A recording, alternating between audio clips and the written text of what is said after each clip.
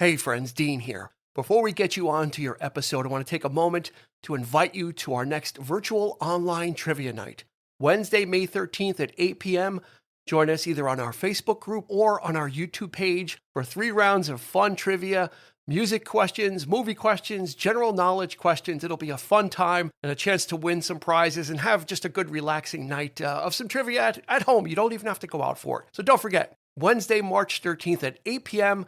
Join us on our Facebook group or YouTube for 3 rounds of fun virtual online trivia. We'll see you there. It's time for a top 5. And in this episode, we're keeping our eyes peeled and our fingers on the pause button to find the top 5 uncredited cameos in movies. Stay with us. Get ready for the 3324 podcast, where lifelong friends Dean Legiro and Eric Kuber share their love of all things music and movies. Dean has directed short films and is a music trivia buff, and Eric, trained in audio engineering, brings his extensive knowledge of music and film to the conversation as they discuss, debate, and celebrate their favorite albums, films, and much more. Welcome, friends, to the 3324 podcast. I am Dean, here with Eric. You can find us on social media, so we appreciate you checking out the podcast side of it, but we've got a whole other social media arm of our empire, where we're on Facebook, we're on Instagram at 3324 Podcast for both of those. We're on Twitter at 3324P, and that's easy to find us as well. And we have a whole back catalog of material available, Eric. Yes, There's we a lot do. there. And guess what? It is very easy to find. It's not like Ethan Hunt breaking into Langley to get the knock list. You're not going to need ropes. You're not going to need to be lowered down and put your disc in to get this material. You could just go to Spotify and follow us and listen to it. Real easy. You're not going to have to be hoisted back up and figure out a way to get out with the material. It's all there for you. Yeah, we got quite a few uploaded already. We're rocking and rolling. So I think it's been over fantastic. 30 episodes. It's been fantastic. So which is neat. We're having a great time. So, top 5. We haven't done one in a while. Right. And it's time to get caught back up on our top 5 obligations. This was an interesting one. And we are we really challenged ourselves. So top 5 cameos, yeah, we could do cameos. Our commitment is deeper. We wanted to go that much harder and challenge ourselves to find the top 5 uncredited cameos, which was really fun. It was challenging. It was a little bit of a brain buster, but we got it done. I think we got it done. Yeah, I think so too. So, what do you think? Overlap? Yes. I've got one in my mind. Shoe-in. I do too, I think. Yeah. It's a shoe-in. Yep. It's probably one of the first uncredited cameos that I remember. It's not the first in history, but it's a pretty major one, at least for me. I think we're gonna nail it. Sure. Yeah. So yeah, that was the deal. Is, cameos, it's a big thing. It's pretty hip now for stars to kind of appear in other films. You see it a lot in the Marvel films, like Matt Damon as Loki and that kind of stuff. I didn't go there. I could tell you right now, there is neither did I. No MCU in my list. Nope. So we kept it because it's very easy. You could just say Stan Lee. Yeah, because he cameos in every film. So it's very simple to do. Yeah, I went a little bit deeper. There was some that popped out right away. Like right off the bat, I'm like, bang, bang, bang. And then there was a couple, I had to search a little more. And then there was an aha one too, which was really nice. Yeah, I had one too. And I actually, there was a few that I like you, I had on the top of my head, but then I kind of, where do I look? Where do I go? I just like, you know what? I'm not gonna look for any of this online. I'm gonna peruse through my DVD collection. So I pulled out all my DVDs. I'm going rummaging through, and I came up with a few. Yeah, and I think yeah. So I think cool. I'm looking forward to it. And then we have some honorable mentions, and that's right. My honorable mentions may or may not be uncredited. I'm not sure. It was just stuff that kind of I also rattled off the top of my head. One definitely is, and it's a pretty major one. I left it off the list. I went a little obscure on mine. Well, I'm gonna say that one of mine is definitely credited, but I will say we did Rule not. Breaker. That's me. You know me. Here's the thing. Now, here's the loophole. Here's the. All right. Here it is. No, this particular person was, I don't, this was such a great cameo, at least for me. I thought it was kick-ass at the time. And this person does not appear on any of the promo material when the movie came out. There is no opening credits to speak of. Okay, save it then. It sounds like you're getting into it. So save it. Yep. Leave it. Yep. All right, you've made the case. You can let us know online on Facebook or Instagram if you think Eric has, again, skirted the rules, figured out a way to get around it, and get one of his picks in. As he is wont to do with our top 5 duets, he loopholed that one as well and got away with it successfully. So he's going 2 for 2. Yes, okay. Evanescence. That was your loophole one. You even yes, said. Yes, it was. Okay. I'm keeping track. You might forget. I've got a dry erase board on my refrigerator. I'm sure you do. I'm sure. And it doesn't say milk, eggs, and bread. It says Eric's loopholes. What's that SOB going to pull this tonight? What's he going to do? It's the loophole list. It's whenever a top 5 Eric tries to skirt his way around, it goes on the list. So okay. Let's get cracking. This might be a quick one. I think we're going to roll through it because they are cameos, so there's not a whole lot to chat about. But I've got a decent amount of honorable mentions as well. So let's get this kicked off. Now, this is a weird thing. Before we get started. Okay. Did you think of an order for this, or I mean, is there an order for like what I tried to put it in kind of order of importance for me? Not that it's the greatest cameo, but for me, it was like my most fun or the one I like the most. Maybe I don't know. I think if I did have to say whatever kind of order this is in, it might be the length of the cameo. Okay, if that makes sense. Sure. Or the more you'll see what I'm talking about as we go along. So I think if I didn't really put it that way on purpose, but I think when I look at my list, I think it is pretty much set up that way. So, all right, we'll see. Let's go for it. All right. Without further ado or interruption from me, we're going to start our top 5 uncredited cameos in films, and Eric's going to kick off the festivities with number 5. Have at it. Okay, my number 5 is it's actually 2, but they go here we go already. First one, you're double dipping. But they go together. They definitely go together. Yes. Okay. And it is Steven Spielberg in Vanilla Sky. He shows up at a cocktail party or birthday party that Tom Cruise was having. He comes in and he said something like he even gave him a line, something to the effect of something SOB or bastard. So he's like cursing in the movie, which is unlike Spielberg to do. So, and as well, there was a nice little, I guess you could call it a video needle drop sort of cameo by John Coltrane, where they had a hologram of Coltrane playing in the background, which I thought was pretty cool. But so that, Cameron Crowe directed the film, which was a remake of an old Italian film. Then he kind of returned the favor for Spielberg, because he shows up in Minority Report. Mm-hmm. And there's a scene where, Tom Cruise is on the lam, and, Tom Cruise is in both films. I'm pretty sure, I think it was Tom Cruise, probably his idea to do this kind of cross thing. I wouldn't be surprised if it weren't, but Cameron Crowe is just sitting there on the train, and he kind of fingers Tom Cruise, who's sitting there, and he's already on the lam. And the person sitting next to Cameron Crowe, which I didn't know at the time, but I found out much later, was there's a girl sitting next to him, and she's facing Cameron Crowe, and you don't see her face all the way. And that's Cameron Diaz, who was also in Vanilla Sky. So there you go. And she was in Night and Day with Tom Cruise. Yeah. Ah, yeah. See, I'm throwing a little in there too. So. Yeah. See, right, so the cameo is Spielberg. The cameo is Spielberg, but it's also. But then you went into the multiverse of Cameron Crowe. Well, he was in Spielberg showed up in a Cameron Crowe film, and Cameron Crowe showed up in Spielberg film. So there's one hand crossover. washing the other. Nice. Wow. You know what? You're safe so far. that was not even close to being on my list. My list isn't as highbrow and highfalutin as that, as evidenced by my number 5 I'll give you a hint. I don't know if I think you saw this movie. The hint is Thunder Buddies. Oh yeah. Oh yeah.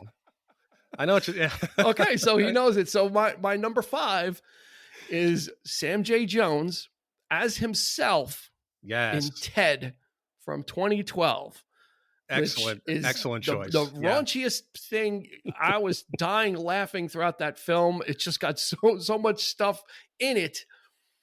And it's not even a subplot, but it's a character thing that Ted, and I forget what Mark Wahlberg's character's name is. Was Brian, I think. I'm not sure. Love Flash Gordon and love Sam J. Jones. That's like the thing. And there was so many other references and quirks about the two characters that you don't think anything of it.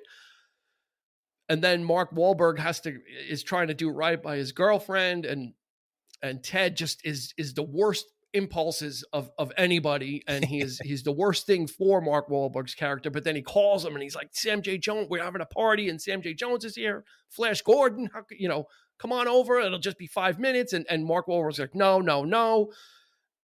And Ted convinces him. Ted is a bear, if you've ever seen Ted. A teddy bear. Yeah, it's a teddy bear, and he's raunchy, and he just is awful, but he's great. He convinces Mark Wahlberg to come over, and it turns out into like this debauchery, just drugs, and they're doing coke, I think. And he sees him when he sees him, it's like Sam J. Jones the first time. He's got the wind blowing in his hair, and it's like this stylized version of Flash Gordon. And then they're riding on the jet bikes together. They're riding through like a Flash Gordon set type thing when they're tripping or whatever. Recreate the it was together. It was such a surprise, and for me, I was like, oh my god. Are you absolutely sure he's not credited? Sam J. Jones? I'm not absolutely sure. No. Okay. I'm not absolutely sure. Because I don't. It's probably the case of what I was talking about with mine. Mm-hmm. But yeah, it's a great choice though, nonetheless. But I know that they released later on. They released Ted on Blu-ray with Flash Gordon. Which, they're giving it away. Yeah, it was like a 2-pack, and there was kind of which I thought was pretty cool. It's interesting. And Giovanni Ribisi in that movie was just so creepy. Nora Jones with and she plays herself. And Ted apparently, Ted apparently had an affair with Nora Jones. used to hook up with her. So it was just if you're easily offended, Ted might not be for you. But if you're open to it and it's raunchy, and if you're into Seth MacFarlane, you kind of get where his humor is anyway. And Ted is not much different. It's a brilliant film. It's a great. It's just that amped up. So that's my number 5. Cool. Yeah, well, great choice. Rock it and roll it to number 4, uncredited cameo. Okay, this was I was kind of going back and forth with it. It's like, but this is, I had to just go ahead and pick my favorite Mel Brooks film. Okay, so this was my all-time favorite Mel Brooks film is Young Frankenstein, and so Gene Hackman as the blind old man in the film, where where the monster escapes from the castle, and it's played by Peter Boyle. I was inspired by watching Everybody Loves Raymond this week, so I was like, and that made me write it down. It's like Young Frankenstein. It's got it's Gene Hackman. I know he's not credited in the film. Yep. It's such a. I didn't even know it was him. For the longest time until much later. Till I knew who I knew who Gene Hackman was, but it's just in this particular role he was so made up, you just didn't recognize. Yeah, he's got the matted hair and the way he's talking and everything. Yeah. It's hilarious, and it's one of the by far one of the most funniest scenes ever in any Mel Brooks film, where he's just so clumsy and he's like the monster he gives the monster soup and he ends up spilling the soup and it's so slapstick, but it's hilarious, and it's because it's Hackman. And Peter Boyle. So it's just the chemistry there was just absolutely great. So yeah, that's one of my favorites. But the other at the time, it was very un-Hackman to be in a film. That was the thing, is at the time it was a very un-Hackman move. Yeah. Because he was doing French Connection and he was pursuing a more serious movie track. Right. Right. Not like he had done later on with Birdcage and some other things. Mm-hmm. So yeah, it was totally like a. Yeah. So pleasant surprise. I absolutely adore that film. It's to this day, it remains my favorite Mel Brooks film of all time. Gene Wilder. And I mean, come on, what a cast. And it's and I just love the way it looks too. It looks like an old, Universal Monsters film. Mel Brooks did a fantastic job recreating that. It's just I think it's the best thing he's ever done, and that's saying a lot when you consider Blazing Saddles and and everything else that came after, Spaceballs and all that kind of stuff, which was Spaceballs, elaborate sets, elaborate money, big money spent on these movies, for slapstick comedy. These were no slouches in terms of box office, giants, as it were. So yeah. So that's made my a number 4. Schwartz be with you. Yeah. Yeah. It goes with all the merchandising, all the yogurt dolls and Spaceballs. Yeah.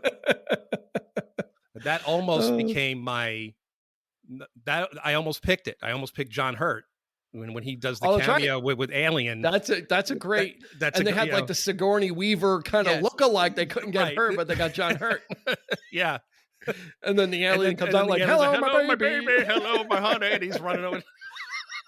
We saw that. I think we saw that for the first time. I was dying. It was hilarious. Dying in the theater. Yeah. John Hurt's like, "Oh no, not again, not again." Yeah, and I was like going back and forth, but I just love Young Frankenstein. So that would have been a great one too. It's not on my list. That oh God, see, there's so many. You think it's so hard, but then if you really kind of think about it, you can find some, especially like that. Like that would be 2 great ones. So yeah, mine is again a little. My number 4 is a really quick one.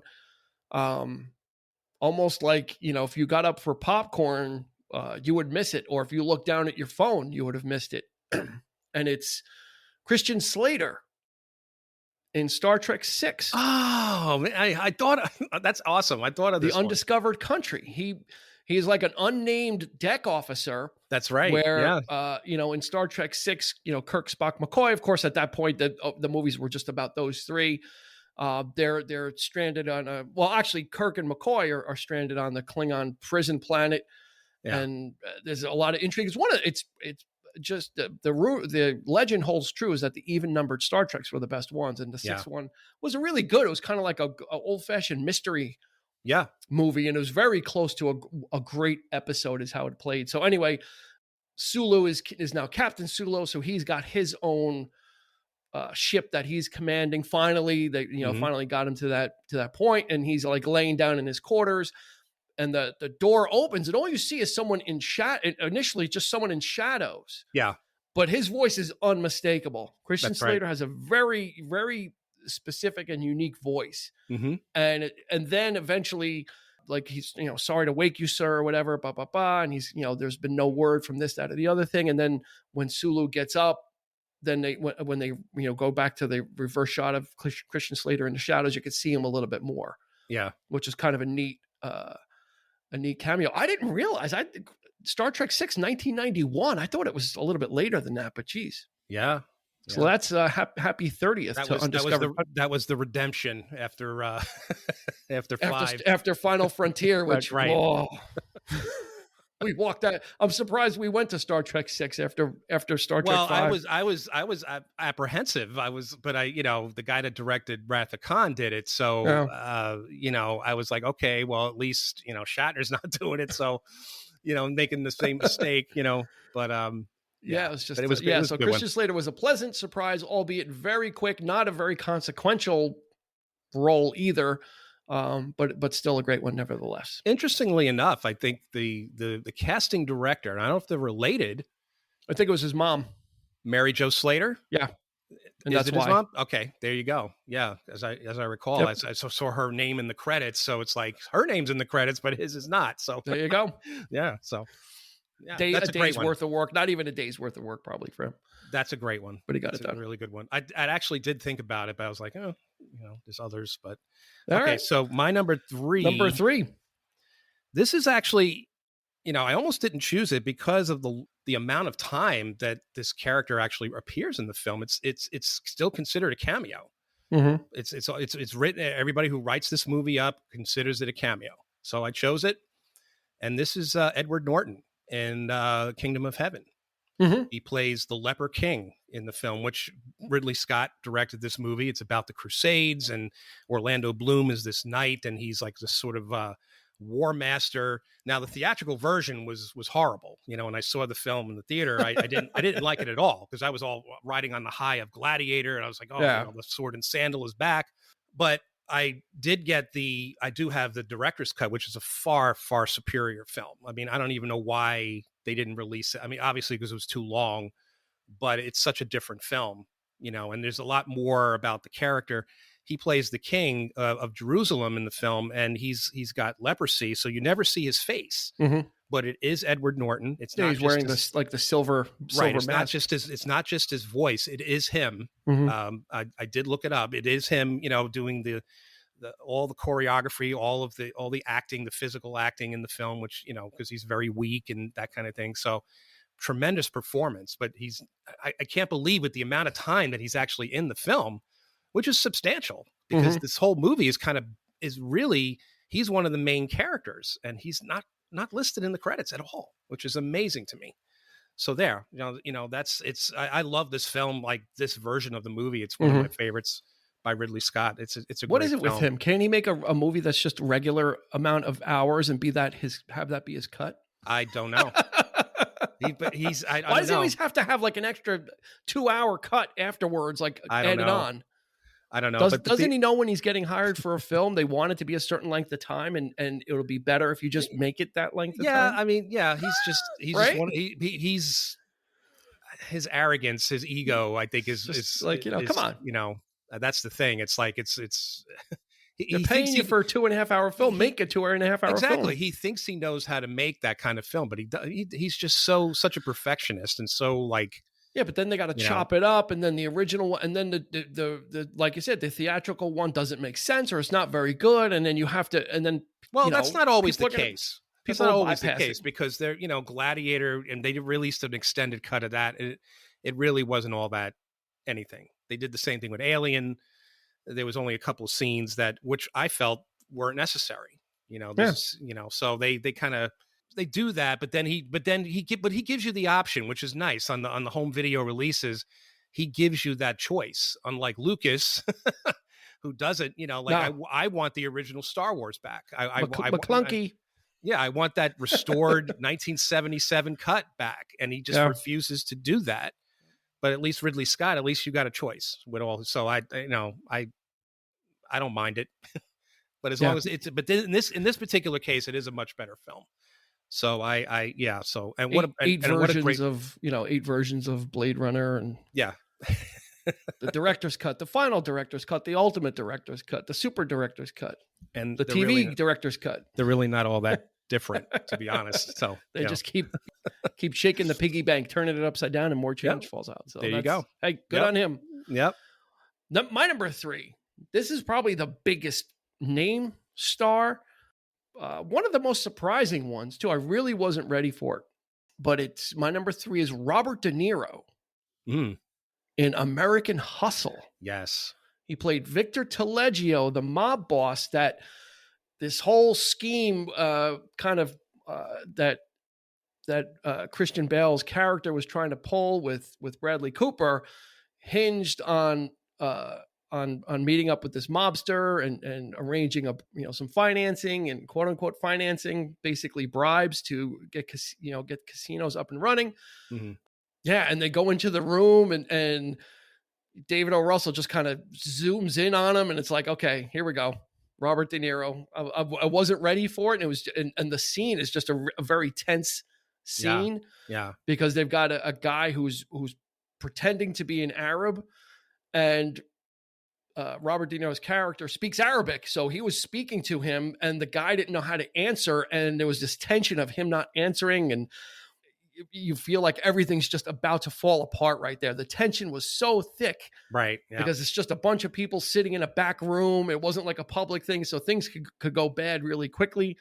And something happens to break the tension and kind of get everything back on track. But it was such a great cameo. And that's, this was the follow-up to Silver Linings Playbook, which De Niro was in with Bradley Cooper as well, and Jennifer Lawrence. So there was kind of repeat performance thing going on, and maybe doing him a favor. But it was just a really great cameo. I love that movie. And then that's all you need is De Niro giving you that stare. All right. I mean, you just the looks that he gives, at any given time, when he's in that zone. Oh my God. Because they're trying to like interrupt the cover for the guy that doesn't know Arabic.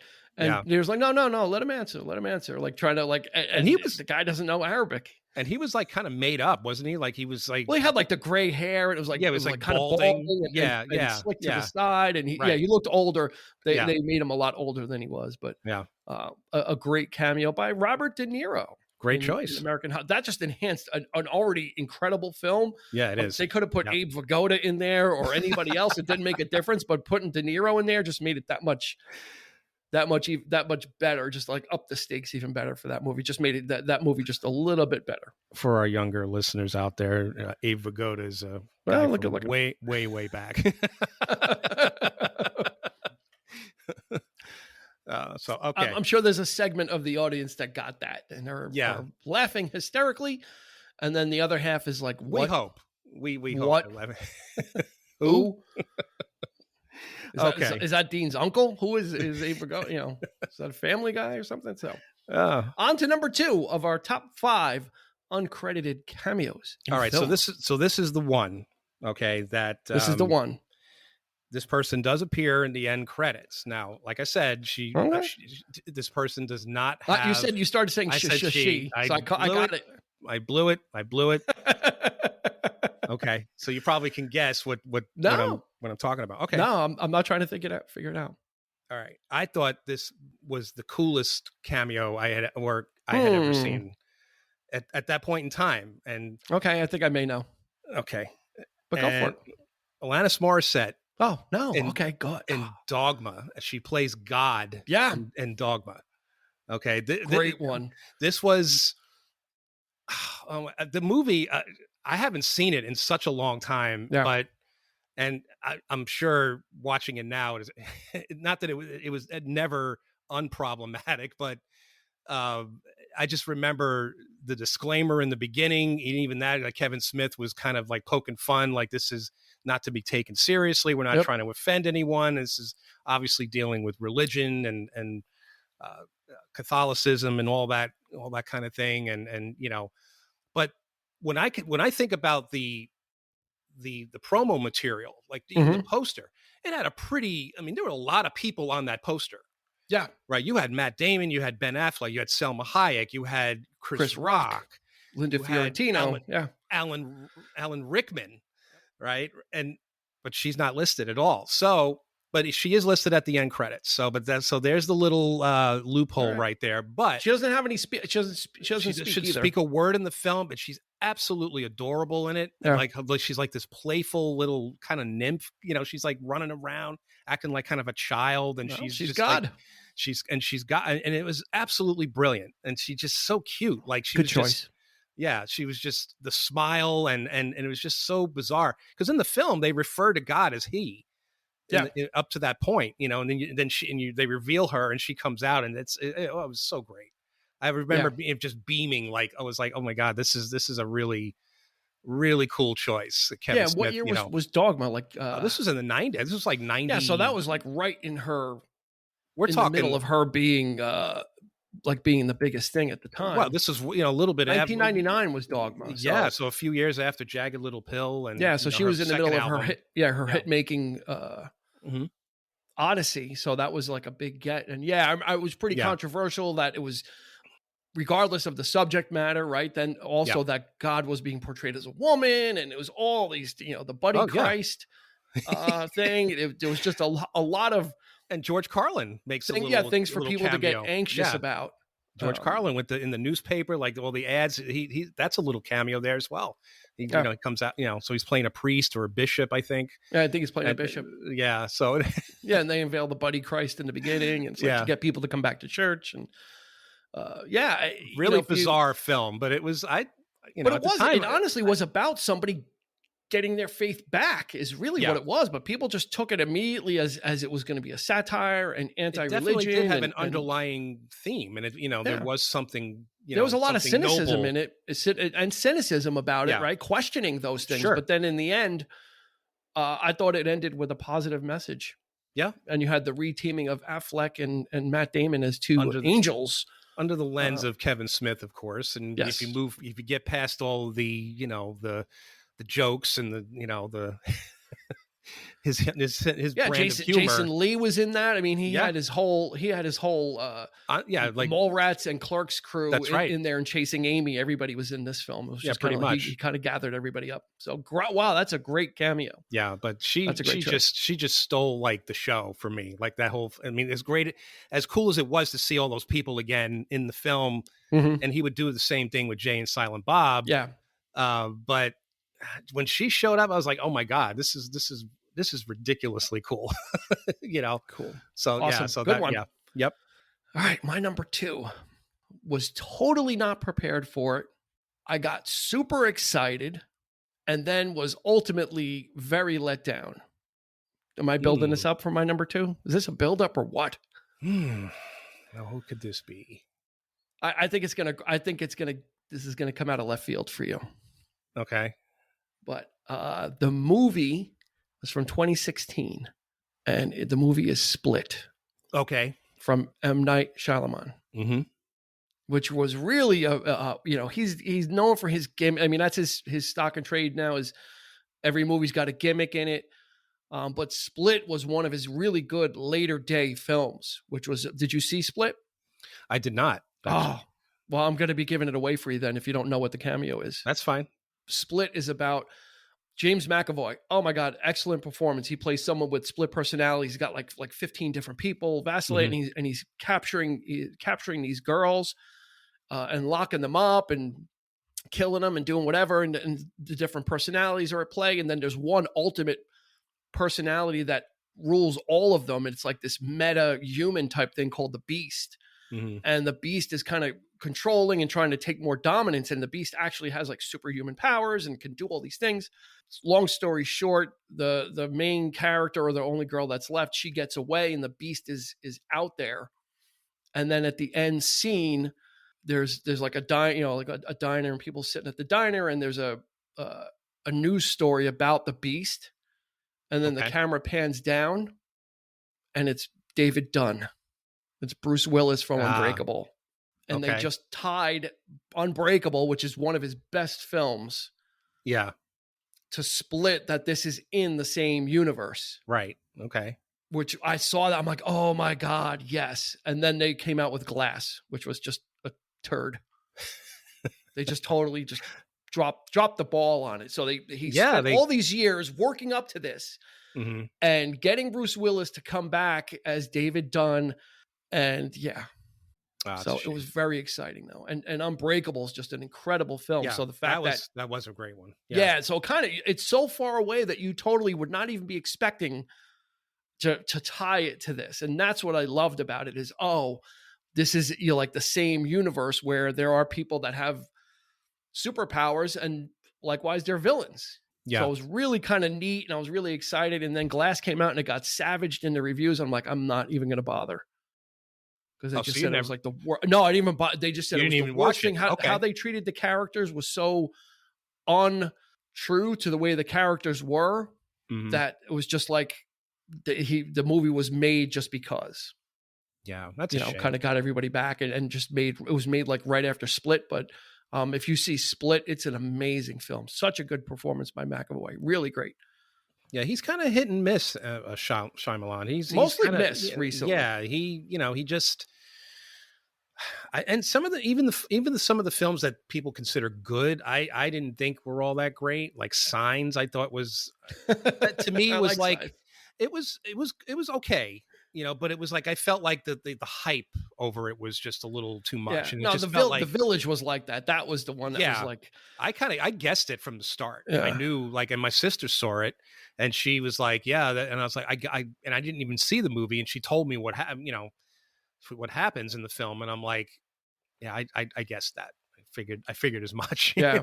And that's the thing with him. I think maybe he's a little too predictable, perhaps. I don't know, but he's just he's trying to be. He tries to be more sort of like He tries to be convoluted and unpredictable, and that makes him predictable because everything has to have a exactly. gimmick, like a gimmick Right. ending Well, or some type Signs of was weird to me, it was twist. like, oh my God, this is like, what is it? It's like mysterious. And it's like, they're just aliens, like it was so underwhelming to me when you find out the truth.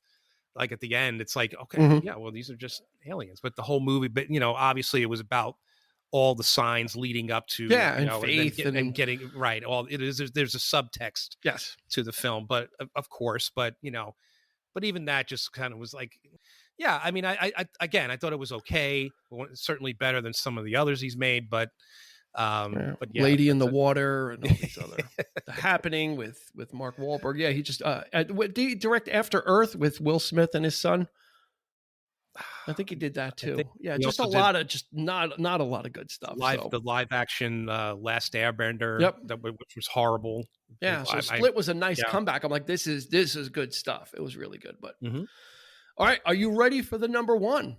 I am. Are you ready to uncork it? I am. All right, and we're gonna give you the honor of uncorking the number one.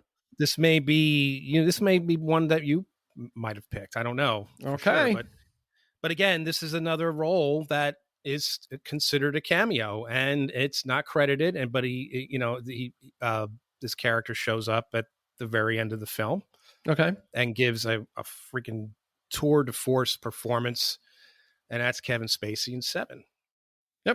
Yep. So he comes out at the very end, and of course, this was David Fincher's plan. He didn't want to reveal Kevin's. I mean, he couldn't very well give away who the murderer was, and so it was very clever on his part to not mention Kevin Spacey's name in anything. So because it would have given something away, right? So I mean, most movies would do that.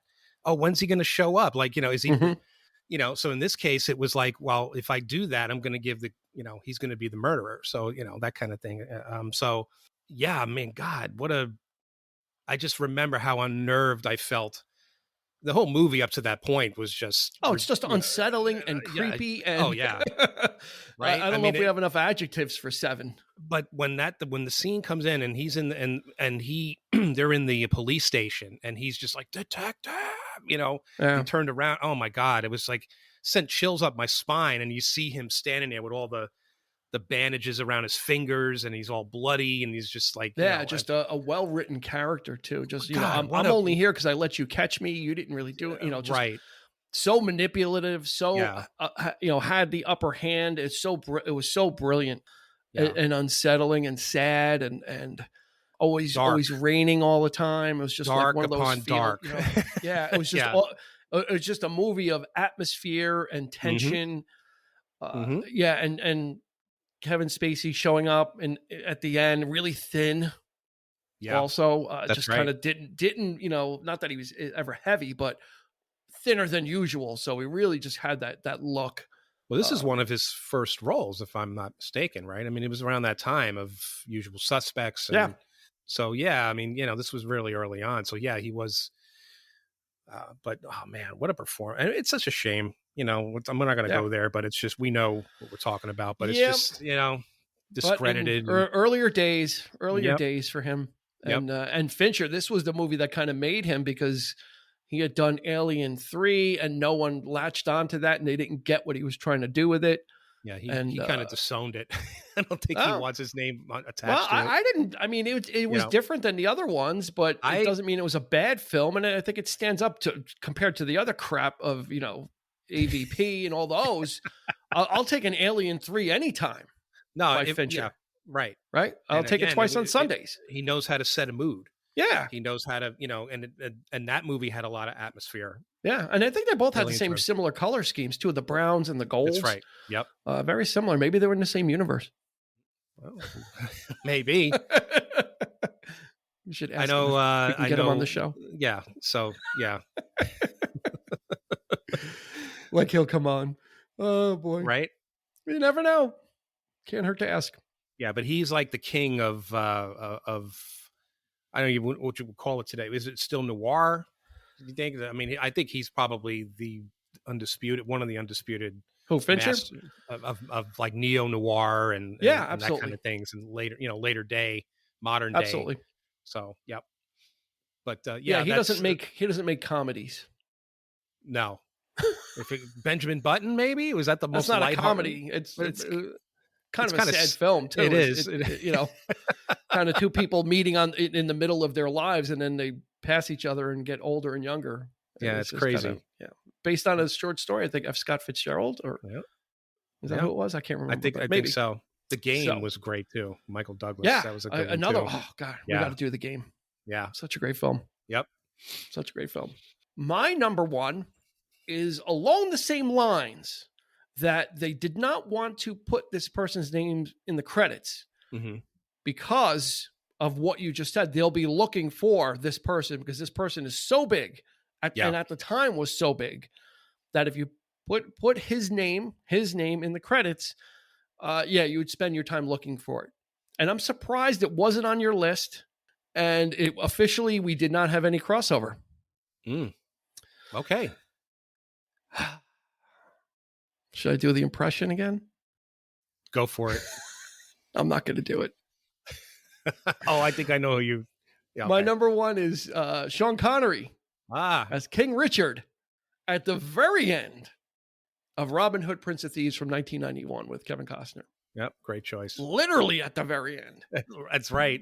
They kept talking about King Richard this, King Richard that. He's coming back. He'll be back eventually. And it was great because that was, we had just seen these two, Costner and Connery, come off The Untouchables a couple of years earlier. Yep. So it was a nice pairing. And at the time, Costner wasn't that big of a thing, but now he was the big thing. Yeah. He was, in The Untouchables, he was kind of in Connery's shadow, let's be honest. Absolutely.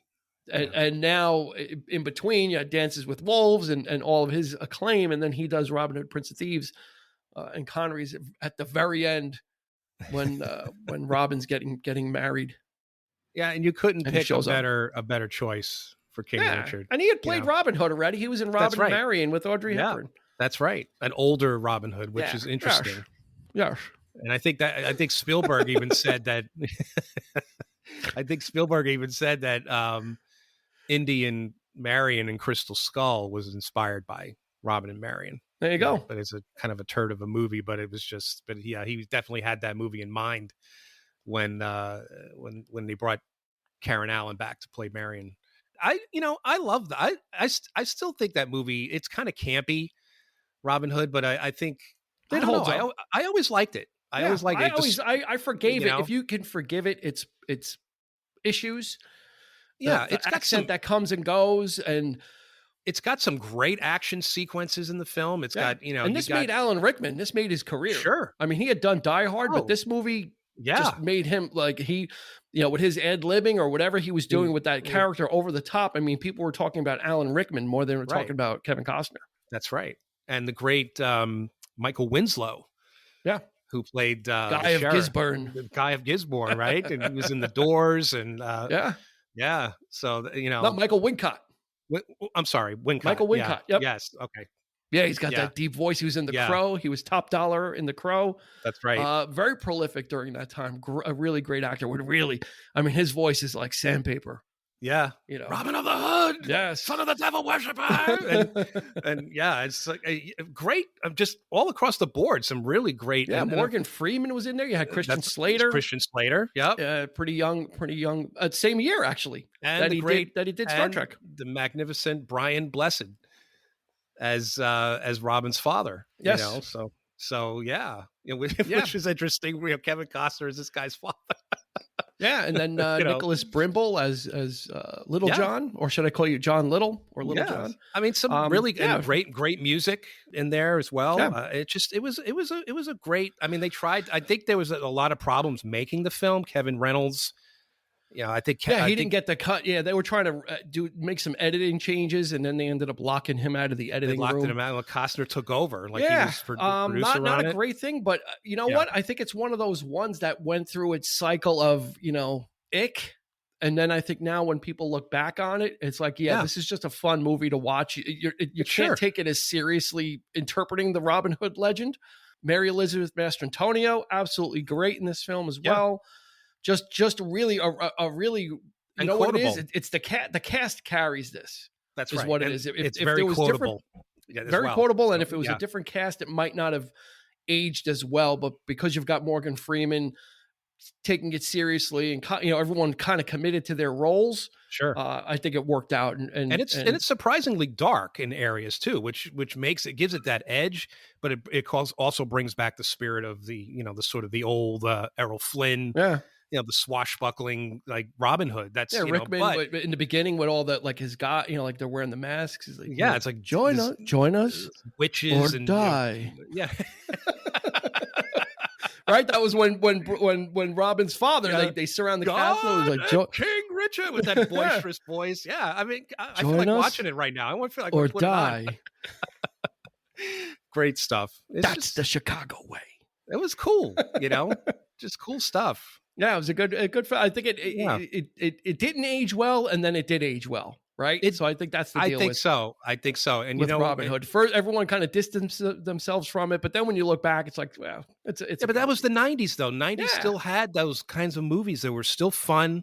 They were still, they weren't as like pessimistic. After 9/11, everything went dark and moody, and just different ideas. You got this. You had The Fugitive. You had all these great kind of different type of action films coming out all around the same time, and it was just like a lot of fun. Yeah, these were just like they weren't going to change the world with these movies. They were just fun, escapist.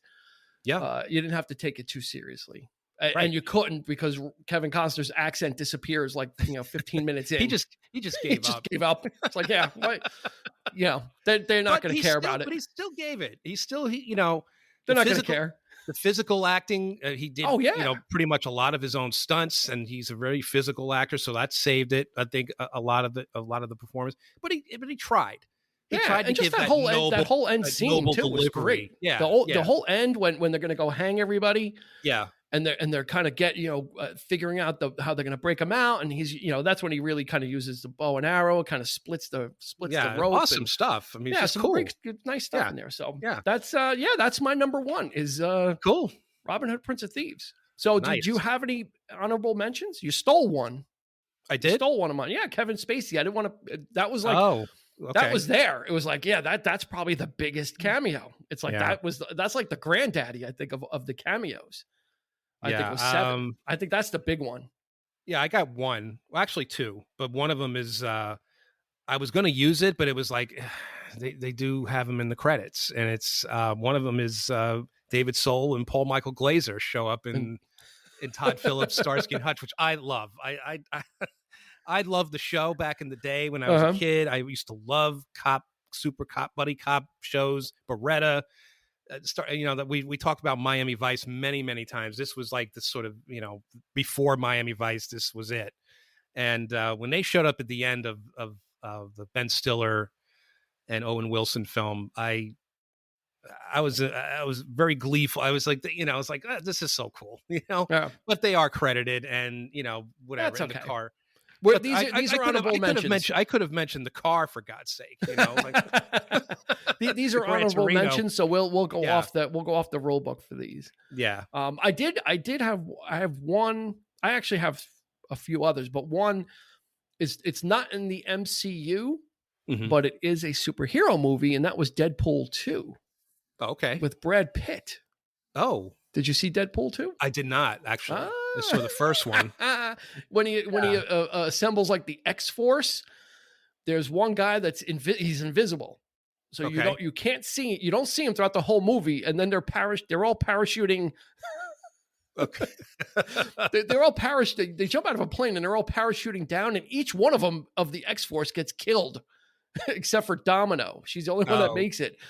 And the Invisible Man, he ends up landing on these power lines. So when he gets electrocuted, he kind of comes like you see him, and it's Brad Pitt. Oh God! Like literally 2 seconds in the movie. Wow, what a camp! Because he was invisible, and then when he got killed on the power lines, you see that it's him. Yeah, so it was kind of funny. Yeah. Then of course, what else you got?